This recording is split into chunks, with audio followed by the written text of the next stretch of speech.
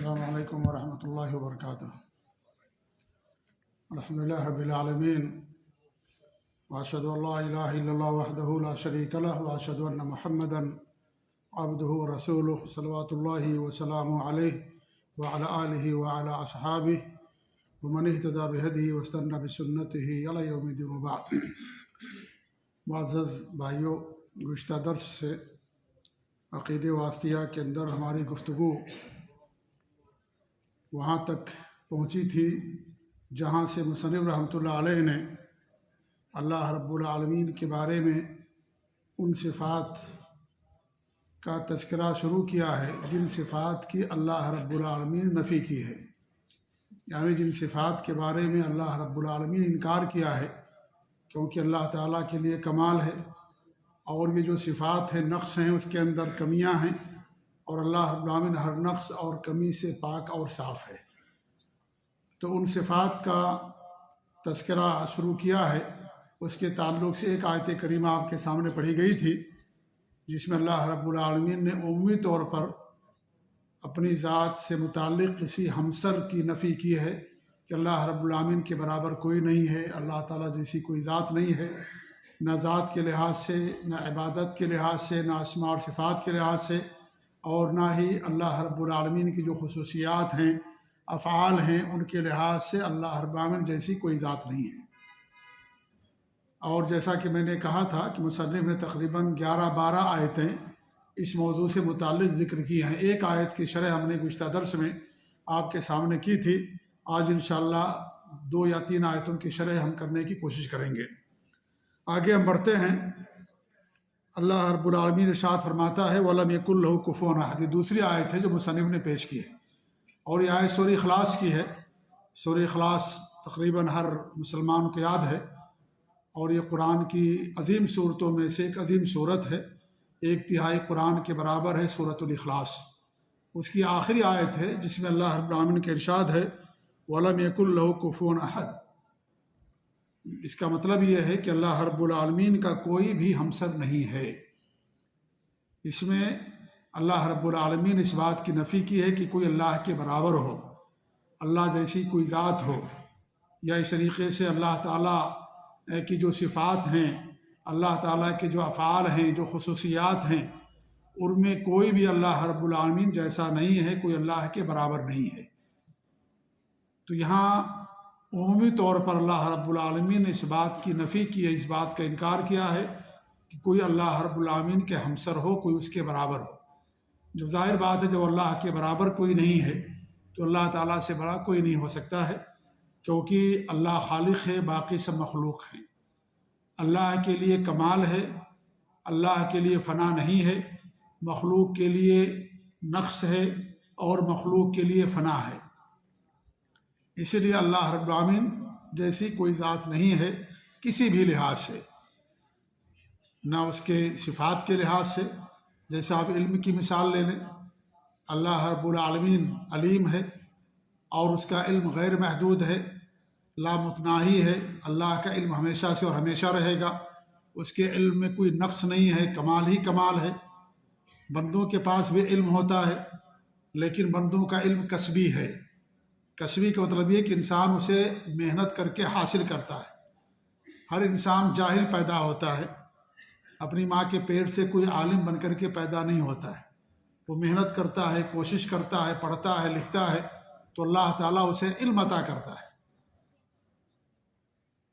تو انسان کا جو علم ہے یہ کسبی ہے، انسان اسے حاصل کرتا ہے، محنت کرتا ہے، اور یہ علم ختم ہو جاتا ہے، اور ایک انسان سے بڑا دوسرا انسان علم والا ہوتا ہے، وہ فوق کل ذی علم علیم۔ لہذا اللہ کی جتنی بھی صفات ہیں، ان صفات میں اللہ کے رب العالمین کوئی برابر نہیں ہے۔ انسان کے پاس بھی علم ہے، لیکن انسان کا علم محدود ہے، انسان کے علم میں کمی ہے، اور اس سے بڑا عالم ہو سکتا ہے، اس سے بڑا جانکار ہو سکتا ہے، لیکن اللہ رب العالمین کے علم کی کوئی انتہا نہیں ہے، اور اللہ رب العالمین ہی سب کو علم دینے والا ہے۔ علم الانسان ما لم یعلم، پہلی جو 5 آیتیں اتری ہیں ان میں اللہ فرماتا ہے کہ اللہ نے انسان کو چیزیں سکھائی جو انسان نہیں جانتا تھا۔ وعلم آدم الاسماء کلہا، اللہ ہی نے آدم علیہ السلام کو تمام چیزوں کے نام سکھائے، تمام چیزوں کے نام بتلائے۔ تو اللہ ہی تعلیم دینے والا ہے، وہی علم دینے والا ہے۔ لہذا انسان کا علم کسبی ہے۔ کچھ چیزیں ایسی ہوتی جو وہابی ہوتی ہیں، اللہ رب العالمین کو ان کے اندر پیدا کر کے رکھتا ہے، لیکن کچھ علم ایسا ہوتا ہے جو انسان جسے محنت کر کے اسے حاصل کرتا ہے۔ تو اللہ تعالیٰ کی بھی صفت علم ہے، انسان کی بھی صفت علم ہے، لیکن دونوں میں فرق ہے زمین و آسمان کا۔ ہم بھی سنتے ہیں، اللہ تعالیٰ بھی سنتا ہے، اللہ تعالیٰ بھی سمیع ہے، بصیر ہے، دیکھنے والا، لیکن ہمارے سننے میں اللہ کے دیکھنے میں بہت فرق ہے۔ ہمارا سننا محدود ہے، ہم دور کی آواز کو نہیں سن سکتے ہیں، ہمارا دیکھنا محدود ہے، دیوار کے پیچھے کیا ہم اس کو نہیں دیکھ سکتے، لیکن اللہ رب العالمین کے دیکھنے میں کوئی پردہ حائل نہیں ہے۔ اللہ رب العالمین کے سامنے ساری چیزیں ظاہر اور باہر ہیں۔ چیونٹی چلتی ہے رات کی تاریکی میں تو بھی اللہ رب العالمین اس کی آواز کو سنتا ہے۔ چیونٹی ہمارے اوپر رہیں گے تو ہمیں اس کا علم نہیں ہوگا، آواز سننے کی تو دور کی بات ہے، لیکن اللہ رب العالمین کو ہر چیز کا علم رہتا ہے، ہر چیز کو سنتا ہے۔ تو یہ جو صفات ہیں اگرچہ مشترک ہیں ہمارے درمیان، اللہ کے درمیان، لیکن فرق نام کا اشتراک ہے، کیفیت کا اشتراک نہیں ہے۔ جیسے عبداللہ بن عباس رضی اللہ عنہ فرماتے ہیں کہ جنت کے اندر جو پھل ہوں گے وہ پھل وہی ہوں گے جو دنیا کے اندر ہے، ان کے نام بھی وہی ہوں گے، لیکن صرف نام کا اشتراک ہوگا، نام ایک جیسے ہوں گے، لیکن ذائقے میں اور اس طریقے سے حجم کے اندر ان تمام چیزوں میں کوئی مماثلت نہیں ہوگی۔ دنیا میں ہم سیب کھاتے ہیں، آخرت میں بھی سیب ملے گا ہم کو جو جنت کے اندر جائیں گے، لیکن دنیا کے سیب اور آخرت کے سیب میں زمین و آسمان کا فرق ہوگا۔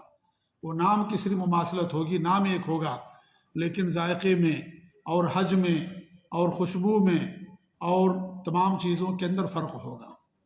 تو اسی اللہ رب العالمین کے لیے اونچی مثالیں ہیں۔ ناموں کے اشتراک سے کیفیت کے اندر اشتراک کا فرق نہیں ہوتا ہے۔ آپ دنیا ہی کے اندر دیکھ لیجئے، بہت سارے ایسے لوگ ہوتے ہیں جن کا ایک ہی نام ہوتا ہے، لیکن کیا وہ تمام چیزوں کے اندر برابر ہوتے ہیں؟ نام کا اشتراک ہے بس۔ کسی کا نام عبداللہ ہے، وہ بڑا عالم ہے، ایک بچے کا نام عبداللہ ہے، کسی اور کا نام عبداللہ ہے، مان لیجئے وہ جاہل ہے، پڑھا لکھا نہیں ہے۔ نام کا اشتراک صرف ہے، لیکن باقی اور چیزوں میں اشتراک نہیں ہے۔ تو اس طریقے سے اللہ رب العالمین کے نام کے ساتھ اگرچہ بہت ساری صفات بندوں کے ساتھ بھی پائی جاتی ہے، تو صرف نام کا اشتراک ہے، البتہ کیفیت میں دونوں کے اندر کوئی مماثلت نہیں ہے۔ اللہ رب العالمین جیسی نہ کوئی ذات ہے، نہ ویسی صفات کسی کے پاس ہیں۔ جو بھی اللہ رب العالمین کی صفات ہیں وہ اللہ کے شاہن شان ہے۔ تیسری آیت جو مصنف نے یہاں پیش کی وہ یہ ہے، فَلَا تَجْعَلُوا لِلَّهِ أَنْدَادًا وَأَنْتُمْ تَعْلَمُونَ، کہ تم اللہ رب العالمین کے لیے کسی قسم کے شریک نہ بناؤ جبکہ تم یہ جانتے ہو، یعنی اللہ رب العالمین کے برابر کوئی نہیں ہے، تم جانتے ہو اس بات کو، لہذا تم اللہ رب العالمین کے برابر کسی کو نہ بناؤ، اللہ رب العالمین کا کسی کو شریک نہ بناؤ۔ یہ اللہ رب العالمین نے مکہ کی مشرکین سے بات کہی ہے۔ اس سے پہلے اللہ رب العالمین نے جو باتیں بیان کی وہ یہ ہیں کہ یا ایھا الناس اعبدوا ربکم الذی خلقکم والذین من قبلکم لعلکم تتقون، اے لوگو اپنے رب کی عبادت کرو جس نے تم کو پیدا کیا، تم سے پہلے جو لوگ گزر چکے ہیں ان کو پیدا کیا، لعلکم تتقون، تاکہ تم متقی بن جاؤ، الذی جعل لکم الارض فراشا، جس نے تمہارے لیے زمین کو بچھونا بنا دیا ہے، والسماء بناء، اور آسمان کو تمہارے لیے چھت بنا دیا ہے، وانزل من السماء ماء، آسمان سے اللہ نے جس نے تمہارے لیے پانی نازل کیا، فاخرج به من الثمرات رزقا لکم، اس پانی سے اللہ رب العالمین نے تمہارے لیے مختلف پھل پیدا کیے روزی کے لیے، رزقا لکم تمہاری روزی کے طور پر، فلا تجعلوا للہ اندادا، لہذا تم اللہ رب العالمین کے برابر کسی کو نہ بناؤ، وانتم تعلمون، اور تم اس بات کو جانتے ہو کہ اللہ رب العالمین کے برابر کوئی نہیں ہے۔ مکہ کے مشرک یہ بات جانتے تھے کہ اللہ ہی ہمارا خالق ہے، اللہ ہی ہمارا رازق ہے، وہی آسمان سے پانی برسانے والا، وہی زندہ کرنے والا، وہی روزی دینے والا، مکہ کے مشرک اس بات کو جانتے تھے، اسی لیے انہوں نے اللہ رب العالمین کے علاوہ کسی کو خالق نہیں مانا۔ وہ کہتے تھے خالق ایک ہے، رب ایک ہے، مارنے والا جلانے والا ایک ہے۔ وہ صرف عبادت میں دوسروں کو شریک کر لیا کرتے تھے۔ وہ جن کو پکارتے تھے اللہ تعالیٰ کے ساتھ بتوں کو، وہ بتوں کو خالق نہیں مانتے تھے۔ یہ نہیں کہتے تھے کہ بت بھی پیدا کرنے والے ہیں، یا یہ بت بھی روزی دینے والے ہیں، یا یہ بت بھی مارنے والے اور جلانے والے ہیں، یہ بت بھی اولاد دینے والے ہیں، یہ بت بھی ہوا چلانے والے نہیں، اس کو نہیں مانتے تھے۔ وہ کہتے تھے کہ روزی دینے والا صرف ایک ہے، مارنے اور جلانے والا، دنیا کا نظام چلانے والا، اولاد دینے والا صرف ایک ہے۔ وہ اس بات کو مانتے تھے۔ کس میں شریک کرتے تھے؟ اللہ تعالیٰ کی عبادت میں ان کو شریک کرتے تھے۔ وہ کہتے تھے کہ ہم گنہگار ہیں، یہ سب نیک لوگ تھے، اللہ تعالیٰ کے یہاں ان کی پہنچ ہے، ہم ڈائریکٹ اللہ کے دربار میں نہیں پہنچ سکتے، اس لیے ان کا واسطہ لیتے تھے۔ وَمَا نَعْبُدُهُمْ إِلَّا لِيُقَرِّبُونَا إِلَى اللَّهِ زُلْفَىٰ، ہم ان کی بات اس لیے کرتے ہیں تاکہ ہمیں اللہ تعالیٰ کے قریب کر دیں، اس لیے ہم ان کا واسطہ لیتے ہیں۔ هَؤُلَاءِ شُفَعَاؤُنَا عِندَ اللَّهِ، یہ ہمارے لیے اللہ تعالیٰ کے ہاں سفارشی ہوں گے، ہمارے لیے سفارش کریں گے، اس لیے ان کی عبادت کرتے تھے۔ ان کو خالق اور مالک نہیں مانتے تھے، وہ ان کو رازق نہیں مانتے تھے۔ وہ کہتے تھے رازق ایک ہے جو اوپر ہے، خالق ایک ہے جو اوپر ہے، بس عبادت میں شریک کرتے تھے ان کو۔ طواف کرنا ہوتا خانہ کعبہ کا بھی کرتے تھے، اور جو بت ہوتے تھے ان کا بھی طواف کرتے تھے۔ قربانی کرتے تھے، اللہ کے نام پر جانور ذبح کرتے تھے، اپنے بتوں کے نام پر بھی جانور ذبح کرتے تھے۔ نظر مانتے تھے اللہ تعالیٰ کے لیے تو اپنے بتوں کے لیے بھی نظر مانتے تھے، ان کو خوش کرنے کے لیے، کیونکہ یہ ہماری عبادتوں کو اللہ تعالیٰ تک پہنچائیں گے، یہ ہمارے لیے سفارش کریں گے، اللہ تعالیٰ ان کی سفارش کو قبول کرے گا، کیونکہ یہ نیک لوگ ہیں، ہم گنہگار ہیں، ہماری ڈائریکٹ اللہ تعالیٰ تک پہنچ نہیں ہو سکتی۔ جیسے آج کے بہت سارے مسلمان کہتے ہیں، واسطہ لیتے ہیں نبیوں کا، رسول کا، پیر کا، فقیر کا، کہ بھئی ہم تو ڈائریکٹ نہیں پہنچ سکتے، یہ بڑے نیک لوگ تھے، بزرگ لوگ تھے، اس لیے ان کے واسطے سے وہ بھی یہی کہتے ہیں کہ ہم ان سے نہیں مانگتے، ان کا واسطہ لیتے ہیں۔ وہی مکہ کے مشرک بھی کہتے تھے ہم ان کی بات نہیں کرتے ہیں، ہم ان کو جو ہے اللہ تعالیٰ کا واسطہ بناتے ہیں کہ ہماری باتوں کو اللہ تعالیٰ تک پہنچائیں گے۔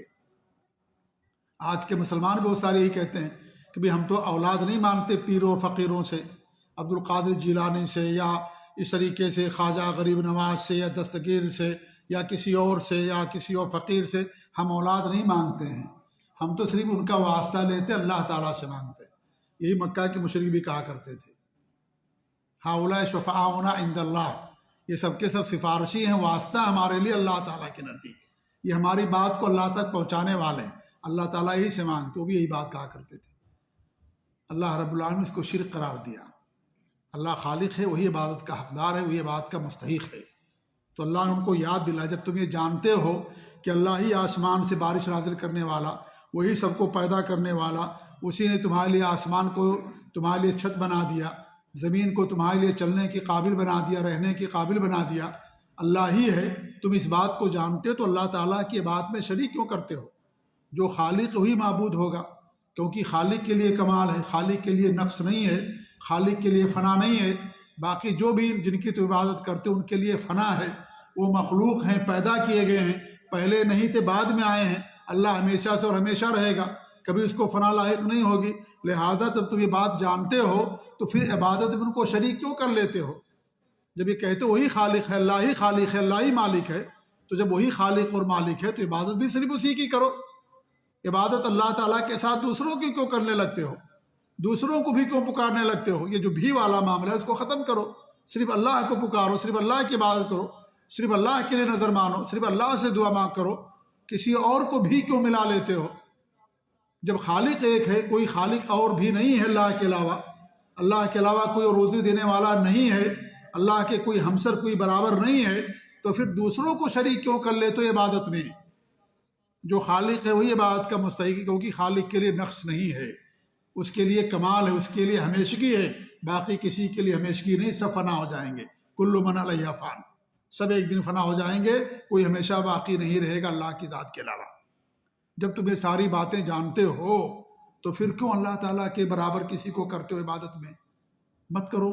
جیسے خالق میں برابر نہیں کرتے ہو کہ کوئی خالق نہیں اللہ تعالیٰ کے ساتھ، ایسی عبادت میں بھی اللہ کے برابر کسی کو نہ کرو، کسی کو شریک نہ بناؤ اللہ تعالیٰ کی عبادت میں، کیونکہ وہ مکہ کے جو مشرکین تھے اللہ کو مانتے تھے کہ اللہ ہی ہمارا رب اور خالق ہے۔ قرآن کریم کی بہت ساری آیتوں میں اللہ رب العالمین نے اس حقیقت کو بیان کیا ہے۔ تو اللہ نے اسی بات کو انہوں یاد دلایا، فَلَا تَجْعَلُوا اللَّهَ أَنْدَادًا وَأَنْتُمْ تَعْلَمُونَ، تم جانتے ہو اس حقیقت کو کہ اللہ تعالیٰ کے علاوہ کوئی خالق نہیں ہے۔ جب تم یہ جانتے ہو تو اللہ رب العالمین کے بات میں دوسروں کو شریک کیوں کرتے ہو؟ یہ بات اس کی جائے گی جس کا کوئی ہمسر نہ ہو، جس کے لیے کمال ہی ہو، جس کے لیے فنا نہ ہو، جس کے لیے ہمیشگی ہو، جو خالق ہو۔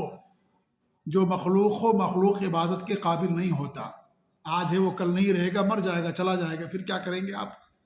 اس کی لاش بنا کر کے پھر اس کی عبادت کریں گے، اس کا بت بنا کر کے کریں گے، یا اس کی قبر پر جا کر کے سجدے کریں گے؟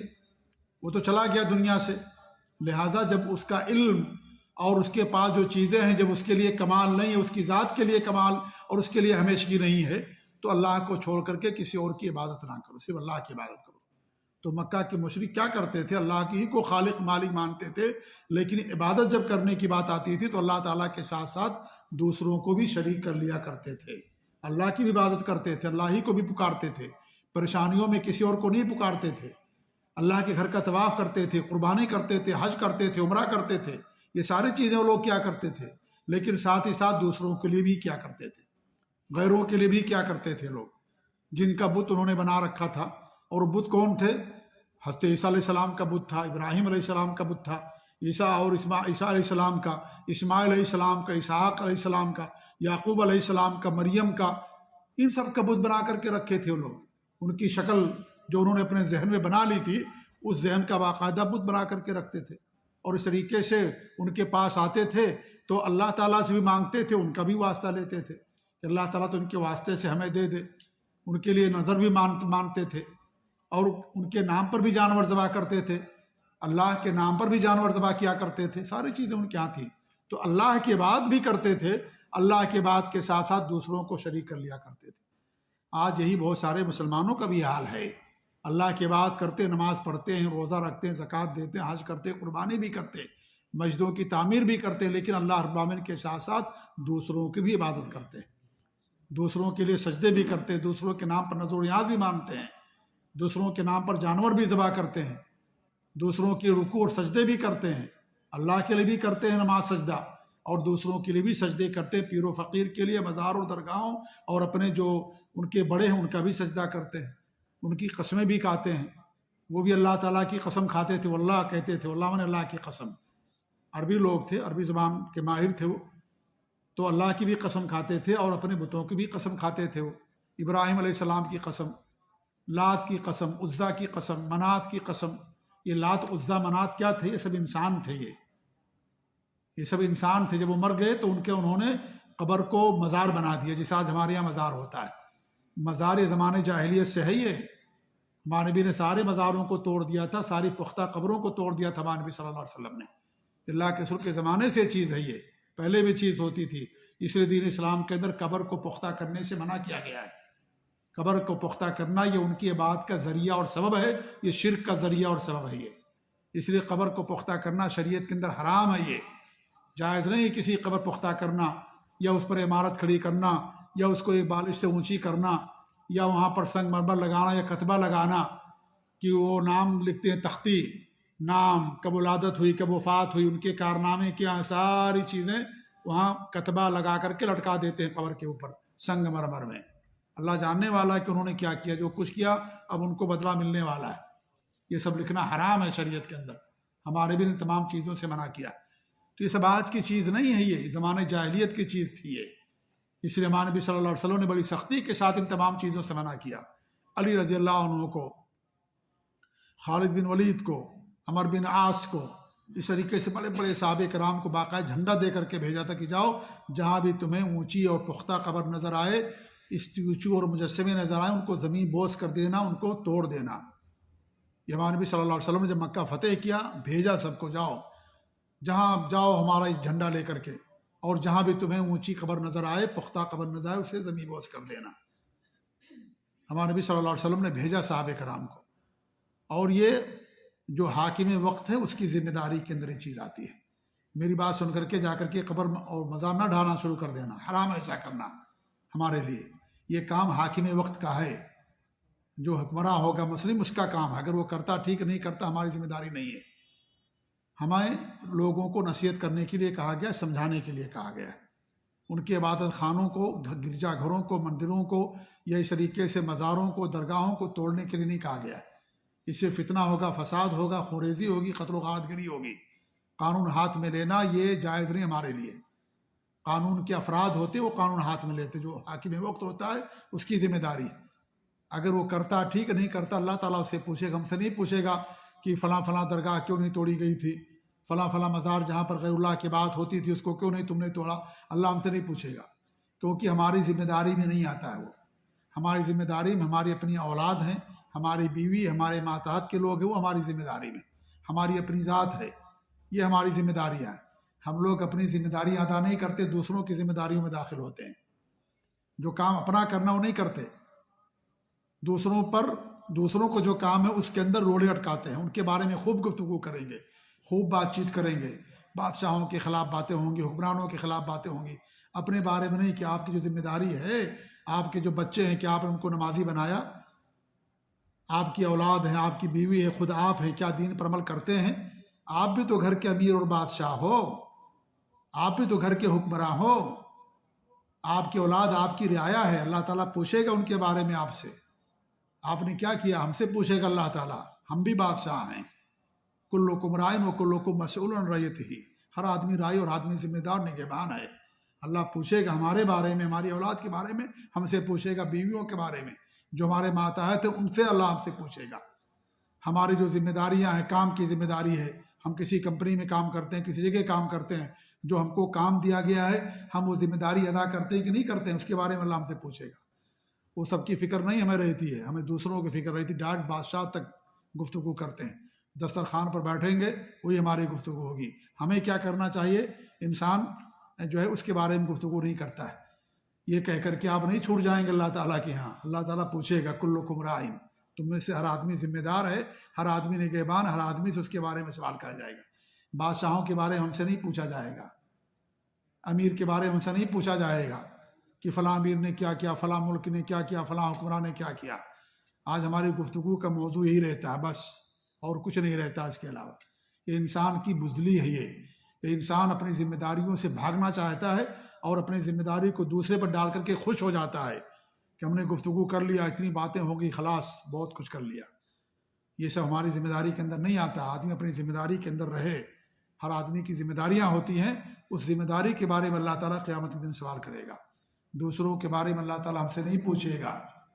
اس لیے یہ نہ کہنا کہ بھائی شیخ نے یا ہم نے سنا درس کے اندر کہ ہمارے نبی صلی اللہ علیہ وسلم نے سب مزاروں کو توڑوا دیا تھا، درگاہوں کو توڑوا دیا تھا، ہم بھی توڑ دیں۔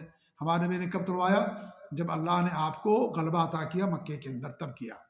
ہمارے نبی نے بھیجا تھا ان کو، ہمارے نبی نے جھنڈا دے کر کے بھیجا تاکہ کسی کو شک شبہ نہ ہو کہ خود اپنی طرف سے ایسا کر رہے ہیں۔ جھنڈا دے کر کے بھیجا اپنا کہ جاؤ یہ پروانہ لے کر کے جاؤ، جھنڈا لے کر کے، تب جا کر کے انہوں نے کیا۔ ہمارے نبی نے بھیجا تب کیا، انہوں نے خود جا کر کے انہوں نے ایسا کوئی کام نہیں کیا۔ اس لیے جو حدود ہیں اور اس لیے کہ جو کام ہے یہ حاکم وقت کی ذمہ داریوں کے اندر یہ چیزیں آتی ہیں، ہماری ذمہ داری میں ساری چیزیں نہیں آتی ہیں۔ جی ہاں، ہمارا کام ہے لوگوں کو نصیحت کرنا، لوگوں کو سمجھانا بس۔ اگر مان گئے الحمدللہ، نہیں مانے تو بھی الحمدللہ، ذمہ داری آپ کی ادا ہو گئی۔ اگر آپ کر سکتے ہیں تو، اگر نہیں کر سکتے تو خاموش ہو جائیے۔ بہت ساری چیزیں ایسی ہوتی ہیں کہ آپ اس کو نہیں کہہ سکتے، آپ خاموش ہو جائیے، دل میں اس کو برا جانیے بس، اس کو لوگوں کے سامنے مت بیان کیجیے۔ اگر آپ اسے بیان کرتے ہیں کسی برائی کو تو آپ اسے کی طرف لوگوں کو بلاتے ہیں۔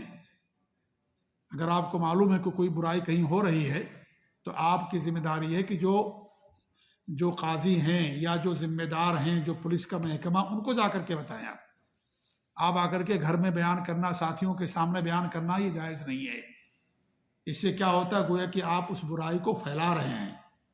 مثال کے طور پر کہیں شراب بنتی ہے اور بکتی ہے، آپ جانتے ہیں کہ فلاں کیمپ کے اندر شراب بنتی ہے یا وہاں کے لوگ بیچتے ہیں، آپ آ کر کے بیان کریں گے اگر اپنے ساتھیوں کے درمیان میں، تو انسان کمزور ہے، یہاں نہیں ملتی نہیں پیتا ہے، کہے گا یار فلاں جگہ مل رہی تو ایڈریس معلوم ہو گیا، جائے گا خرید کر کے پینا شروع کر دے گا، اس کے ذمہ دار آپ ہوں گے۔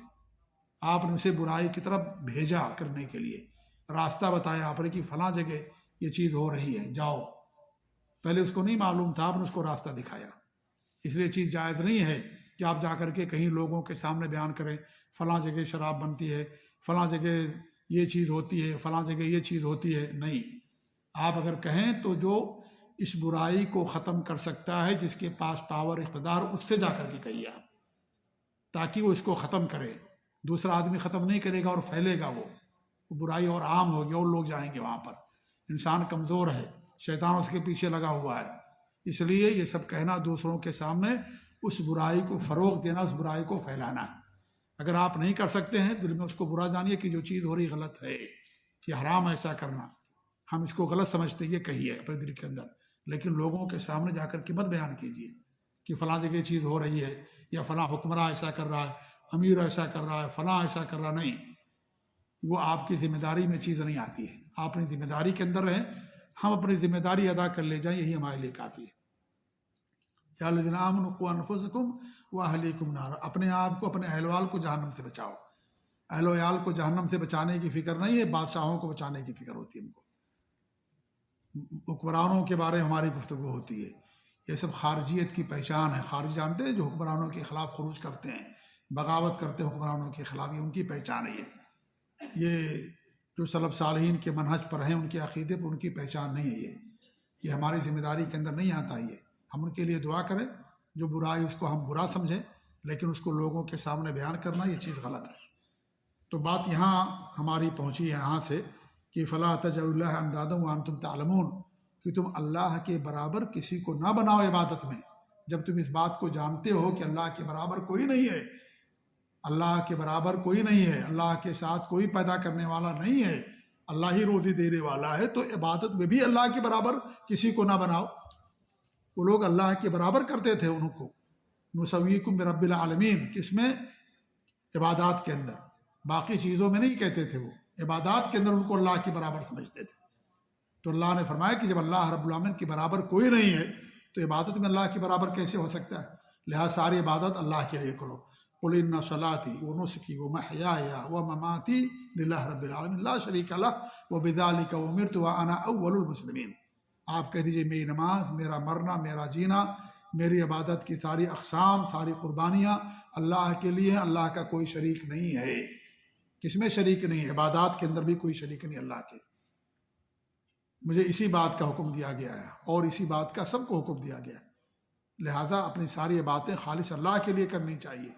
نظر ماننا عبادت ہے، کس طریقے سے طواف کرنا، رکوع کرنا، سجدہ کرنا، قسم کھانا، یہ سب اللہ کے علاوہ کسی اور کے لیے کرنا حرام اور ناجائز، یہ جائز نہیں ہے۔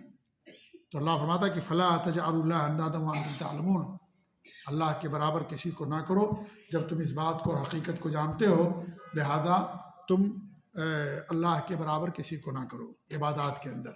جی، تو یہاں اللہ رب العالمین نے ند کی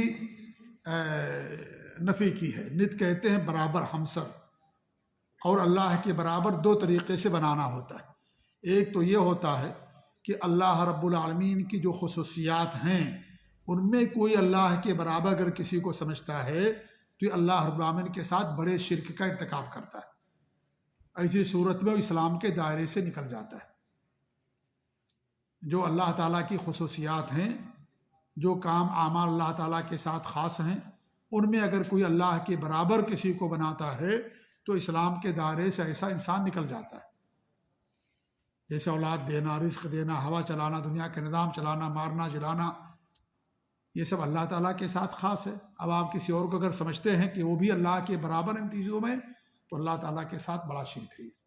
یہ تمام عبادات اللہ کے لیے خاص ہیں، آپ ان عبادات کو بھی اللہ تعالیٰ کے ساتھ ساتھ کسی اور کے لیے کرتے ہیں تو گویا کہ آپ نے اللہ کی عبادات کے ساتھ ساتھ دوسروں کو آپ نے ان کے برابر کر دیا عبادت کے لیے، تو یہ اللہ تعالیٰ کے ساتھ بڑا شرک ہے۔ یہ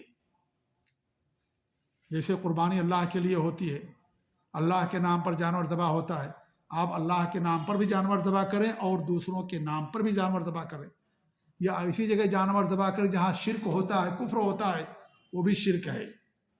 آپ مندر اور مزار پر جا کر کے اللہ کے نام سے جانور ذبح نہیں کر سکتے، کیونکہ وہاں غیر اللہ کی عبادت ہوتی ہے۔ اللہ کے گھر کے علاوہ دوسرے گھر کا طواف ہوتا ہے، انسان کا طواف ہوتا ہے، قبر کا طواف ہوتا ہے، وہاں رکوع سجدے ہوتے ہیں، وہاں چڑھاوے چڑھائے جاتے ہیں، چادریں چڑھتی ہیں، بکرے چڑھائے جاتے ہیں۔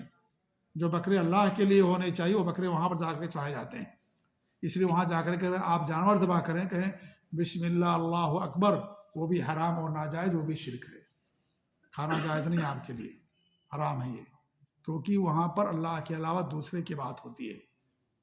قبر میں نماز پڑھنا قبر پر کیوں نہ حرام ہے؟ اس لیے کہ آپ وہاں قبر پر نماز پڑھیں گے گویا کہ آپ اللہ کے ساتھ دوسرے کو نماز کی عبادت میں برابر کر رہے ہیں، اسے نہیں جائز ہے، وہاں پر نماز پڑھنا حرام ہے۔ ایسے ہی قبر پر جا کر کے عبادت کرنا، جانور ذبح کرنا عبادت آپ اللہ کے نام پر کر رہے ہیں تو بھی وہاں حرام ہے، کیونکہ وہاں جائز ہی نہیں ہے یہ کرنا۔ آپ جا کر کے مزار پر نماز پڑھیں، وہاں جائز نہیں ہے یہ، رکوع کریں، سجدے کریں، عبادت اللہ کے لیے خاص ہے۔ تو یہ ایک ند ایسا ہوتا ہے کہ اللہ کے برابر کرنا، اللہ کی خصوصیات میں، اللہ کے اعمال میں، اللہ کی عبادات میں، اللہ کی ذات میں، اس کی اسماء صفات میں اللہ کے برابر کسی کرنا، یہ گویا کہ آپ نے بڑے شرک کا ارتکاب کیا، انسان اسلام کے دائرے سے نکل جاتا ہے۔ دوسرا یہ ہے کہ آپ اللہ کے برابر کسی کو نہ کہیں، نہ سمجھیں، لیکن آپ یہ کہیں اپنی زبان سے کہ وہی ہوگا جو اللہ تعالیٰ چاہے اور آپ چاہیں، ٹھیک ہے؟